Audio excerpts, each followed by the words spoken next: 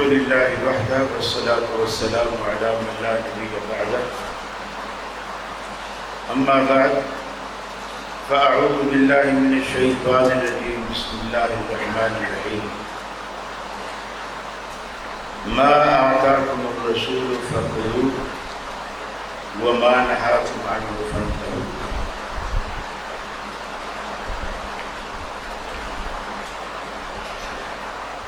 صدر مجلس میرے استاذ محترم ڈاکٹر حماد مکی صاحب، دیگر علماء زعماء، محترم سامعین، ہم یہاں ایک خاص دعوتی، تبلیغی اور اصلاحی مقصد سے جمع ہیں. اللہ سے دعا ہے اللہ رب العالمین ہمارے یہ مقاصد پورے فرمائے. میں انشاءاللہ مقررہ وقت سے تجاوز نہیں کروں گا. عنوان بھی آپ تک پہنچ چکا ہے، عقیدہ ظہور مہدی اور اہل سنت، لیکن اس میں تھوڑا سا اضافہ میں اور بھی چاہوں گا کہ اہل تشیع میں اور اہل سنت میں مہدی کے نقطہ نظر میں فرق ہے. میں چاہوں گا کہ اسی وقت میں اس فرق کو بھی واضح کرتا چلے.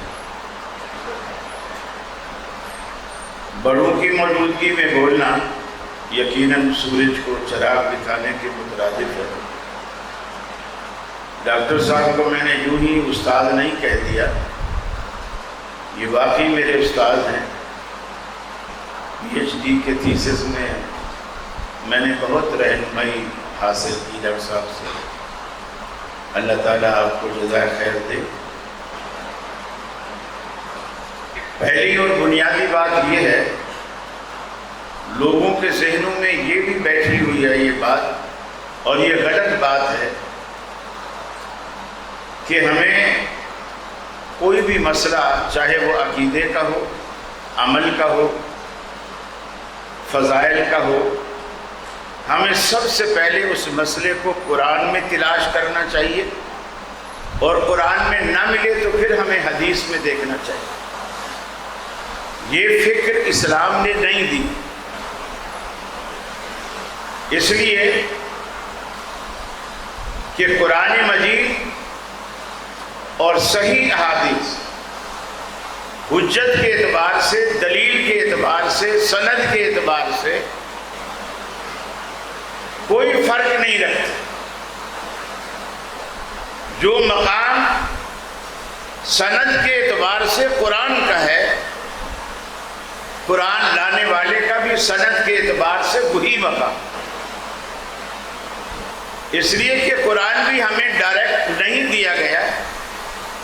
جبریل ہم سب کے پاس فردن فردن نہیں آیا، ایک ہی ہستی کے پاس آیا، اور انہی کی زبان سے ہم نے جانا، مانا، سمجھا کہ یہ اللہ کا قرآن ہے.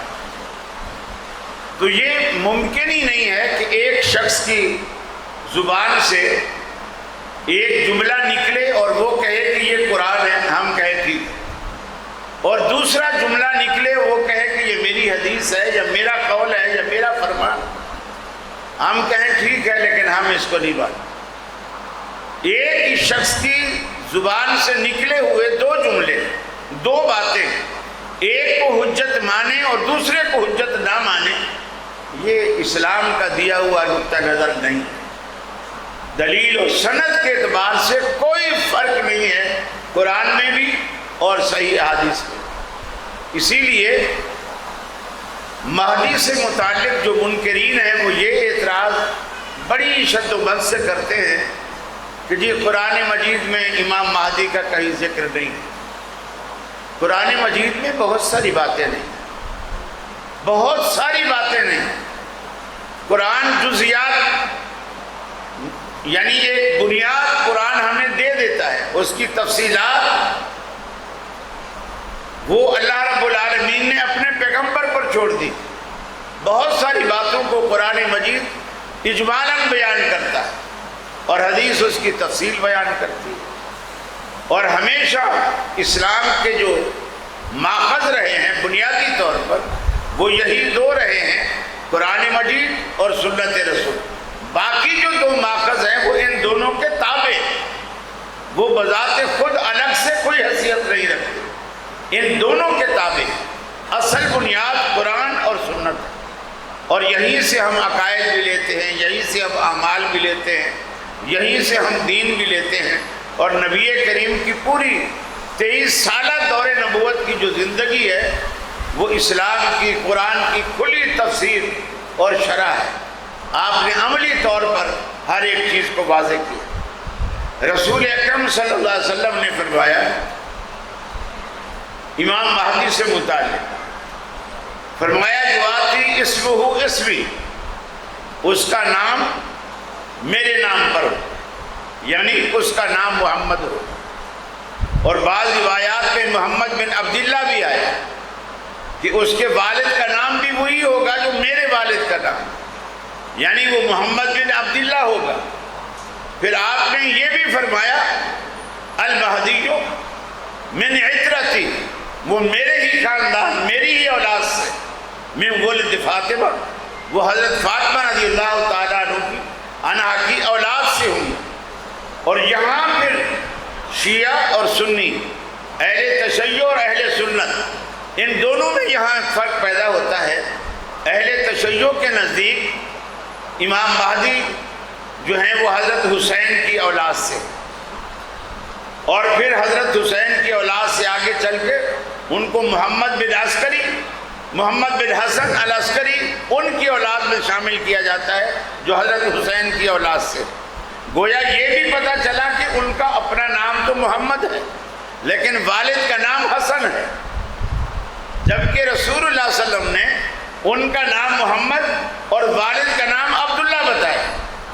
پھر اہل سنت کے نزدیک امام مہدی جو ہیں وہ حضرت حسین کی اولاد سے نہیں بلکہ حضرت حسن رضی اللہ تعالی عنہ کی اولاد سے ہیں، یعنی وہ محمد بن عبداللہ، پھر رسول اللہ صلی اللہ علیہ وسلم کی اولاد حضرت فاطمہ سے، حضرت حسن اس کی نسب سے آگے چلے۔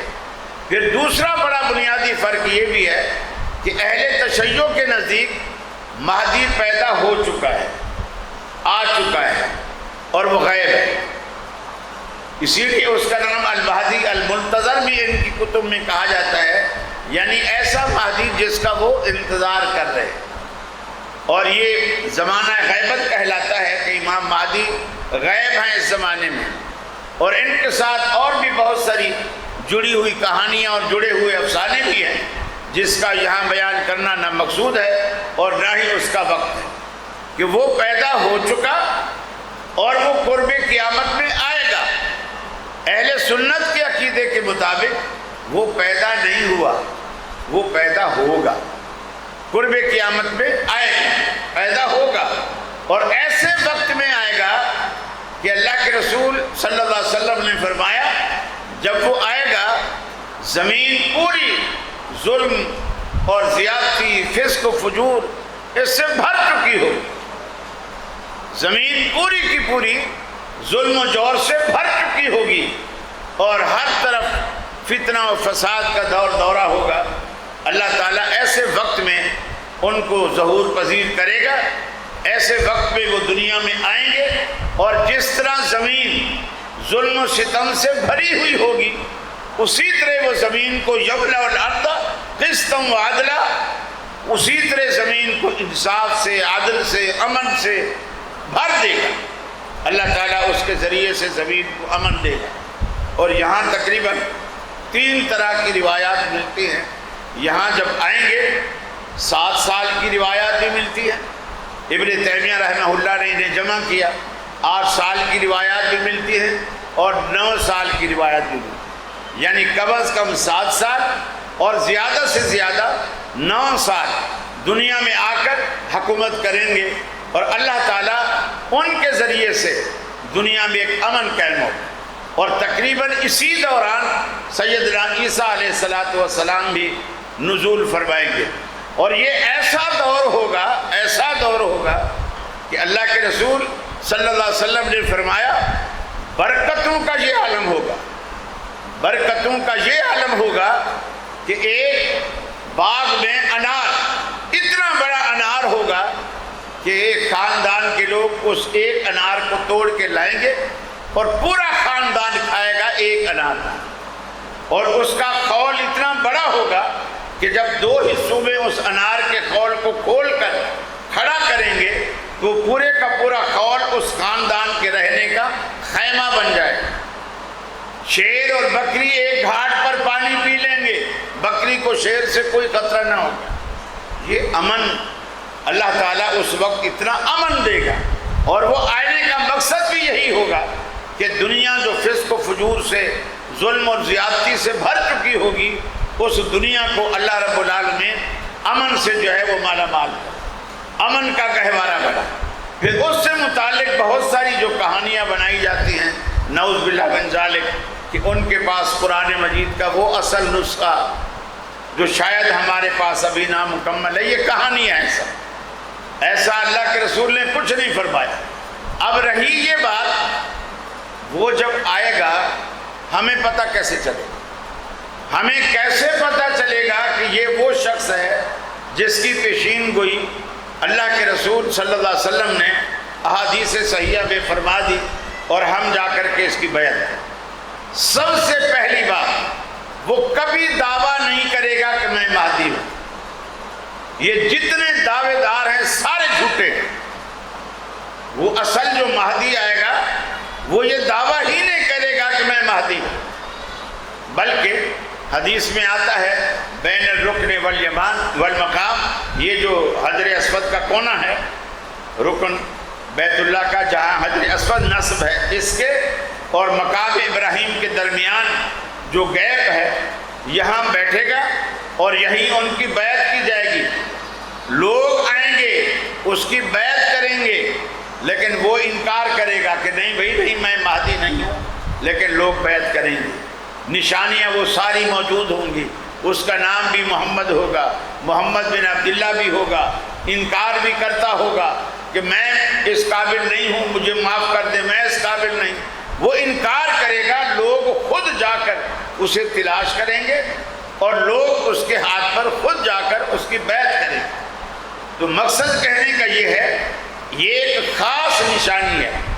اگر کوئی کھڑا ہو کر یہ دعویٰ کرتا ہے، بیٹھ کر دعویٰ کرتا ہے، بیت اللہ میں جا کر دعویٰ کرتا ہے، جیسے ضیاء الحق کے دور میں بیت اللہ پر حملہ کرنے والوں میں سے کسی نے یہ بھی شوشہ چھوڑا تھا کہ میں مہدی ہوں، اور اس نے دعویٰ بھی کر دیا، لیکن ان کا مقصد بیت اللہ پر تسلط، قبضہ، سعودیہ پر اقتدار، قبضہ، یہ مقصود تھا، اور وہ تھوڑے ہی عرصے میں ڈھیر ہو گئے، جبکہ اللہ کے رسول صلی اللہ علیہ وسلم فرماتے ہیں وہ آئے گا، اتنے سال تک وہ اقتدار میں رہے گا، اللہ تعالیٰ اس کے ہاتھ پہ، لوگوں جب اس کے ہاتھ پہ بیعت کریں گے، اللہ تعالیٰ دنیا میں امن لائے گا اور دنیا دیکھے گی ایک مثالی امن ہوگا۔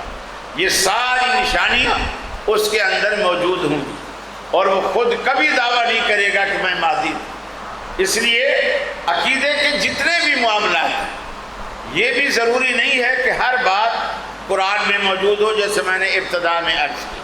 احادیث اگر صحیح ہیں اور احادیث صحیحہ سے وہ عمل، وہ عقیدہ، وہ مسئلہ، وہ بات، وہ نظریہ، وہ موقف ثابت ہے، وہ بالکل قرآن کا وہی موقف ہے۔ قرآن میں آپ روزانہ درود پاک پڑھتے ہیں، پورے قرآن میں درود پاک کہیں بھی نہیں۔ اللہ نے اقیم الصلاۃ کہا پورے قرآن میں، یہ کہا کہ نمازیں پڑھو، لیکن نماز کہتے کسے ہیں؟ نماز کا طریقہ کیا ہے؟ ایک رکعت میں رکوع کتنے ہوں، سجدے کتنے ہوں، قیام کتنے ہوں، قوما کس چیز کا نام ہے، قیام میں کیا پڑھیں، رکوع میں کیا پڑھیں، سجدے میں کیا پڑھیں، پورا قرآن مجید خاموش ہے۔ اس کے لیے اللہ کے رسول سے کہہ دیا کہ اپنی امت سے کہو صلو کما رأیتمونی اصلی، نماز ایسے پڑھو جیسے میں پڑھوں۔ اور یہی اللہ کے رسول نے حکم کر دیا، چاہے آپ کے سامنے عورتیں تھیں، چاہے آپ کے سامنے مرد تھے، آپ نے دونوں کو کہا صلو کما رأیتمونی اصلی، کیونکہ آپ مردوں کے بھی نبی تھے، عورتوں کے بھی آپ ہی نبی تھے، اس لیے آپ نے دوسرا کوئی حکم نہیں دیا۔ اسی طرح قرآن مجید کہتا ہے اتم الحج والعمرۃ للہ، حج اور عمرے کو اللہ کے لیے آپ اسے ادا کرو، مکمل کرو. لیکن پورے قرآن مجید میں اللہ تعالیٰ حج کا طریقہ نہیں بتاتا.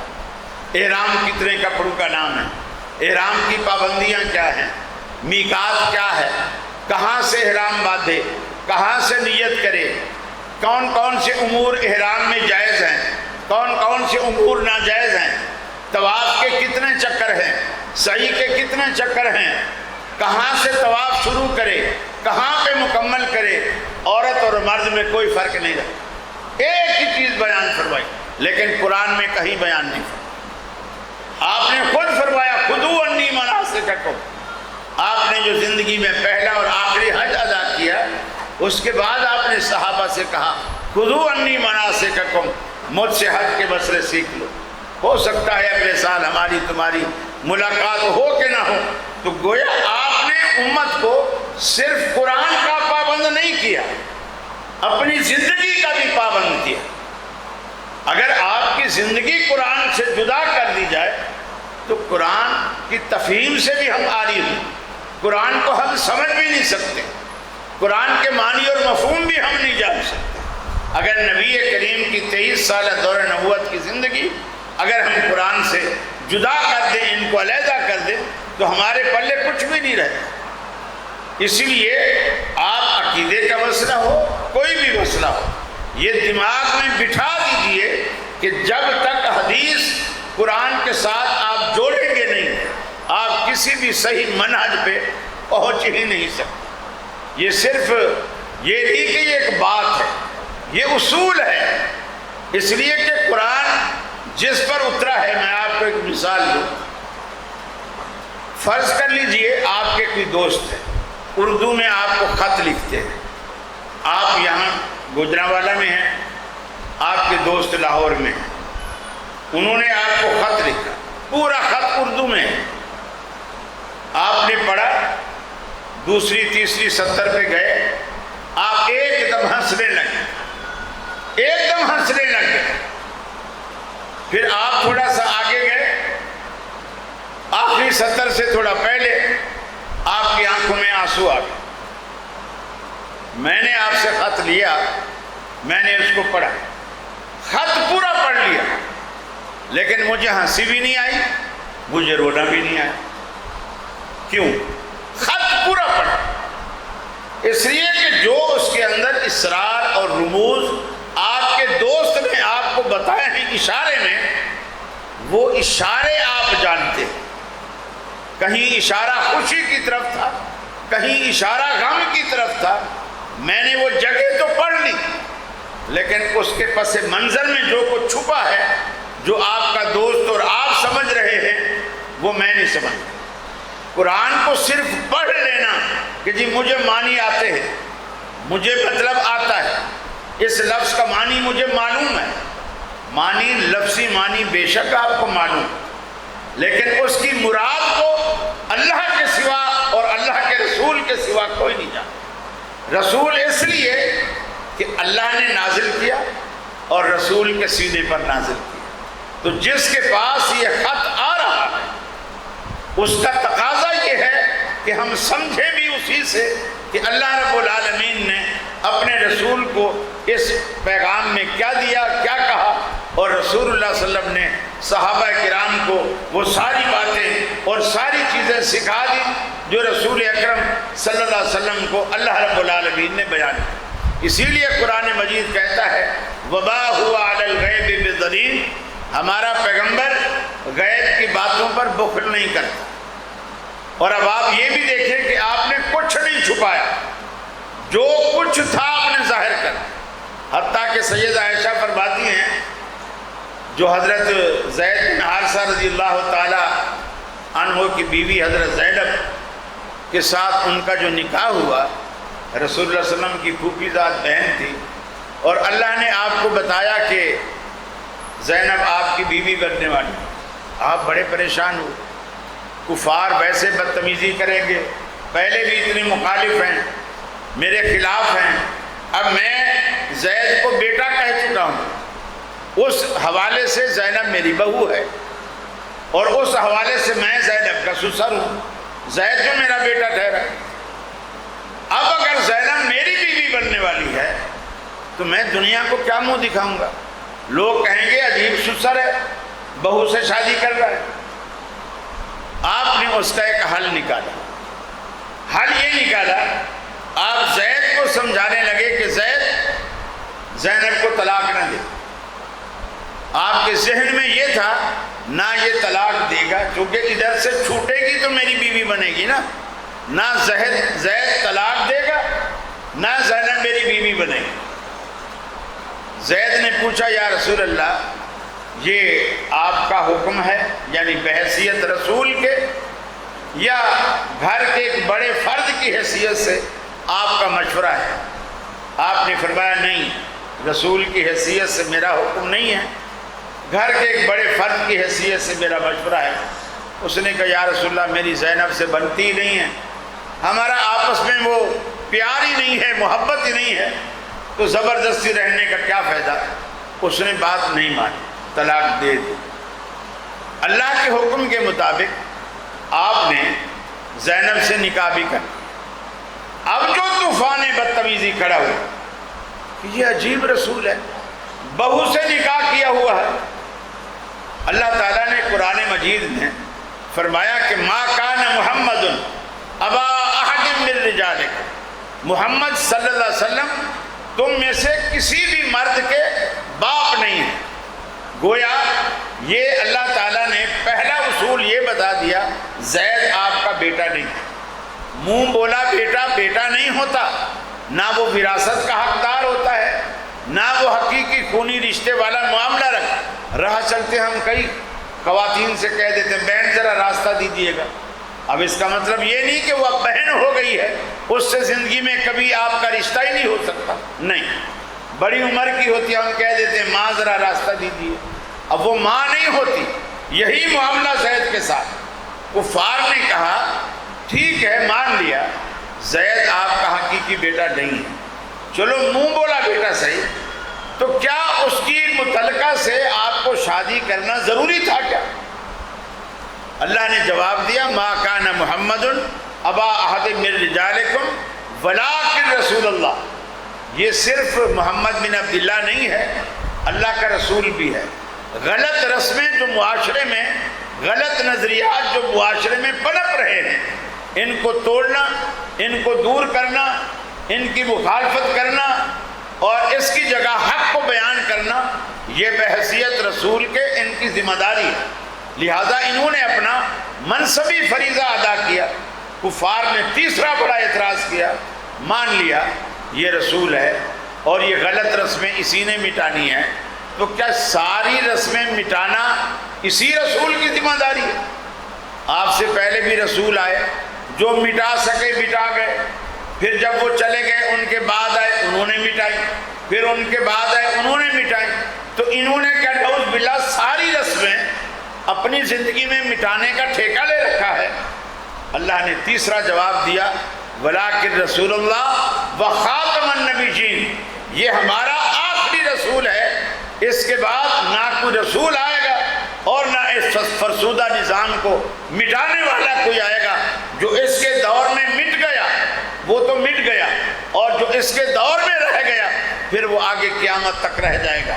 تو اللہ کے رسول صلی اللہ علیہ وسلم نے ایک ایک بات، وہ عقیدے کی تھی، وہ احکامات کی تھی، وہ مسائل کی تھی، وہ طریقہ حج کی تھی، طریقہ نماز کی تھی، ہم پر کھول کر واضح فرما دی کہ جائے کہ قرآن میں اس کی بنیاد تھی یا نہیں تھی۔ ایک ہوتا ہے قرآن کے مخالف ہونا، ایک ہوتا ہے قرآن سے زائد ہونا۔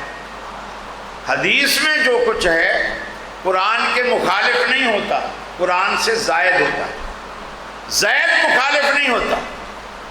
یعنی قرآن میں ایک چیز تھوڑی سی بیان ہوئی ہے اجمالاً، حدیث نے اس کو کھول کے تفصیلاً بیان کر، اب یہ قرآن کے خلاف نہیں ہے، قرآن سے زائد۔ تو لہٰذا آپ اپنا نقطہ نظر بنا لیجئے، قرآن میں سے، احادیث صحیحہ میں سے آپ کو جو موقف، جو نقطہ نظر، چاہے وہ قیامت کے حوالے سے علامات قیامت کے حوالے سے کچھ لوگوں نے یوں بھی کیا ہے کہ جی جیسے یاجوج ماجوج آئیں گے، لوگوں نے چینیوں کو یاجوج ماجوج بنایا، اور وہ جو سکندر اعظم ذوالقرنین نے ان کے اور لوگوں کے درمیان دیوار بنائی تھی، لوگوں نے دیوار چین کو وہ دیوار سمجھا ہوا ہے۔ قرآن و سنت نے ایسی کوئی تصریح بیان نہیں فرمائی کہ وہ چینی ہیں، یہ تو باہر پھر رہے ہیں۔ اللہ کے رسول نے ان کا نقشہ ہی ایسا بتایا کہ وہ قرب قیامت میں آئیں گے، وہ دیوار کو روزانہ گرانے کی کوشش کرتے ہیں، تھوڑی سی بچ جاتی ہے، باقی کہتے ہیں کل آتے ہو، پھر سے اسی طرح ملتی ہے۔ پھر اللہ کے رسول نے نقشہ یہ کھینچا، ان کے ہاتھوں میں تیر اور کمان ہوں گے، جو گویا وہ 1400 سال پرانا جو ادوار جو گزرے ہیں، جو یہ ترقی یافتہ دور نہیں تھا، تیروں سے کمانوں سے لڑائیاں ہوتی تھیں، وہی ان کے ہاتھ میں ہوں گے۔ وہ تیر آسمان کی طرف بھی پھینکیں گے، اللہ تعالیٰ ان کے تیروں کو خون آلود کر کے پھینکے گا۔ وہ کہیں گے ہم نے نیچے والوں کو تو ختم کر ہی دیا، اوپر والوں کو بھی ہم نے ختم کر دیا۔ یہ اللہ کے رسول نے جو نشانیاں دی، ہماری سمجھ میں آئے یا نہ آئے، بنوعاً ہمیں لازم ہے کہ ہم اس پر ایمان رکھیں، یقین رکھیں، اور اس کو اسی طرح مانیں جس طرح اللہ کے رسول نے بیان کیا۔ بعض کہتے ہیں کہ یہ جو دجال آئے گا، دجال نامی الگ سے کوئی چیز نہیں ہے، یہ عقائد سے متعلق اللہ کے رسول نے ایسی نشانیاں بتائیں۔ بعض کہتے ہیں یہ جو سوشل میڈیا ہے، یہ سارا دجالی میڈیا ہے، یہ اس طرح کے باطل نظریات، یہ آپ کہہ سکتے ہیں کسی صفت کی وجہ سے کہ اس میں وہ وصف ہے جو دجال میں ہوگا، آپ یوں تو کہہ سکتے ہیں، لیکن یہ کہنا کہ جو اللہ کے رسول نے جس دجال کے آنے کی نشاندہی کی وہ یہی سوشل میڈیا والا فتنہ ہے، ایسا نہیں۔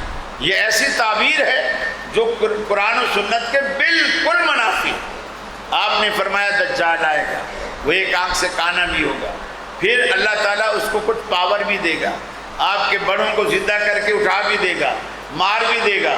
اور جتنی بھی یہ پیر پرست قوم آپ دیکھتے ہیں جو لوگوں کے شعبدے دیکھ کر سجدے میں گر جاتے ہیں، یقیناً یہ تو سجدے میں گر جائیں گے، دیکھیں گے کہ بھی یہ تو سب کچھ کر سکتا ہے، اصل الہ اور معبود تو یہ ہے۔ لیکن بنو تمیم کے لیے اللہ کے رسول نے فرمایا واحد جماعت ہے جو دجال کے سامنے سیسا پلائی دیوار ایسی کھڑی ہو جائے گی اور اس کو لوہے کے چنے چبوائے گی، اور وہ بھی ناکوں چنے چبوائے گی۔ اور آج بھی عرب میں یہ بنو تمیم قبیلے کے لوگ موجود ہیں، آپ دیکھیں، اسٹڈی کریں، مطالعہ کریں، وہاں جائیں، ملیں ان سے، ان کے نظریات جانیں، ان کے عقائد جانیں، آپ کو پتہ چلے گا یہ کس قدر موحد لوگ ہیں اور سنت کے متبع لوگ ہیں اور سنت کے پیکار بند لوگ ہیں۔ تو اللہ کے رسول نے ہمیں جو چیز بتا دی، حتیٰ کہ آپ دیکھیں اپنی فضیلت دیکھیں، مہدی آپ میں سے ہوگا، انسانوں میں ہوگا، پیغمبر نہیں ہوگا، ایسا شخص ہوگا جو ایک مردہ دین کو نئے سرے سے زندہ کرے گا، زمین جو گناہوں سے بھر چکی ہوگی ان کو پھر سے نیکیوں سے آباد کرے گا، زمین جو ظلم سے بھر چکی ہوگی اس کو امن کا گہوارہ بنائے گا۔ اس کے باوجود جب عیسیٰ علیہ السلام آئیں گے، وہ ان کے احترام میں اپنا مسلح چھوڑنے کی کوشش کریں گے، لیکن امام مہدی کہیں گے مسلح چھوڑیں گے، لیکن سیدنا عیسیٰ علیہ السلام کہیں گے نہیں، آپ اپنی جگہ پر رکیے، آپ ہی امامت کرائیے۔ اب آپ دیکھیں اللہ تعالیٰ آپ کو یہ بھی عزت دے گا، اللہ کا ایک سچا پیغمبر بھی جو قرب قیامت میں آنے والا ہے، وہ بھی آپ ہی میں سے جو مہدی ہوں گے ان کی اقتداء میں نماز ادا کرے گا۔ یہ اللہ رب العالمین نے آپ کو بے شمار چیزیں اپنے پیغمبر کے ذریعے بتا دی ہیں جن سے انحراف کفر کے سوا ہمیں کچھ نہیں دیتا۔ ان سے انحراف سے بچیے، انہیں مانیے، دل و جان سے مانیے، اپنے عقائد و نظریات کو کتاب و سنت کی کسوٹی پر پیش کیجیے اور اس کے مطابق ڈھالنے کی کوشش کیجیے۔ اللہ سے دعا ہے اللہ مجھے بھی اور آپ کو بھی عمل کی توفیق عطا فرمائے۔ وآخر دعوانا ان الحمد للہ رب العالمین۔ السلام علیکم۔